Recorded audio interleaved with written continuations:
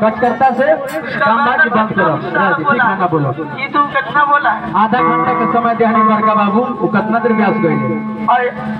अरे ब्यास जी के छोड़ो ना, वो हिट से कितना बोला? ठीक बना बोले। ठीक बा। हेलो बैठ जाए, शांति बनाई रहो, उतना शांति बनाए। और तूने सब कुकुर लोग के ऐसा क्या बोला थोड़ा है बाल बच्चा भैया हो? हम हो कब क्या हमारे बाबूजी दूसरों को बुरी बात कहने से पहले अपने अच्छाई को प्रदर्शन कीजिए। हमरा में क्या गुण है, हम तो हम अपन के देखेंगे। कौआ हमको कान काट लेगा तो कौआ क्यों रख देंगे? पहले अपन छुएंगे कि कहाँ है, तो फिर यही सब ध्यान देला के काम बा भैया। सारू भैया मत रहो, तेरा चरण में बार बार प्रणाम करेला सारू भैया। ऐसी आशीर्वाद हमरो लगे रखले रहो बस।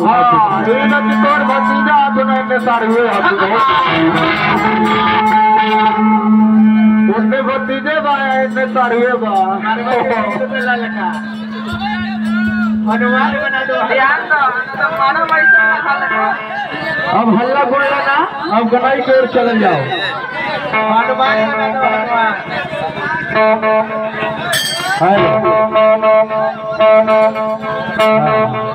चलिए दौड़ा लोग। हेलो हेलो हेलो ए महाराज पूर्वा कतनो जोर लगाई पछिया जस घाटा ना हो। ध्यान दो सारू भैया, ध्यान दो। पूर्वा कतनो जोर लगाई तो पछिया जस घाटा ना हो। आ कंकर बालू पिछला से सारू गेहूं वाला आटा ना हो।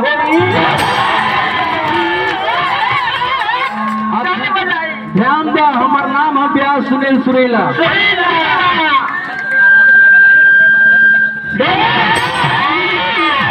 और समाज जुट के आई कि इतना सुंदर सारू के कहा रख रहे हो, बैठा दे हम गाया के दही चूड़ा चप्पर चप्पर।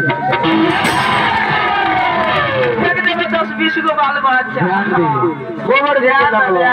मनोज भैया तोरा कम कुछ न कहब रहुआ, इतना इंसान ब्यास नहीं। कसम खा के कहता नहीं रौरा नंबर दे दो, महीना में 5 गो 10 गो प्रोग्राम हम तारा के दे। लेकिन समाज में इनका लेके मत रहो, काम ही बर्बाद होता। ऐसे में साटा और बंद हो जाए। मारेला बाल बच्चा के समझा दिया तो बहुत बाउर बानी। ध्यान दियो। हेलो हमारी लेवल पे शांति बनाए, अब गाना बजाना की ओर चले जाओ। हेलो सिटी बन।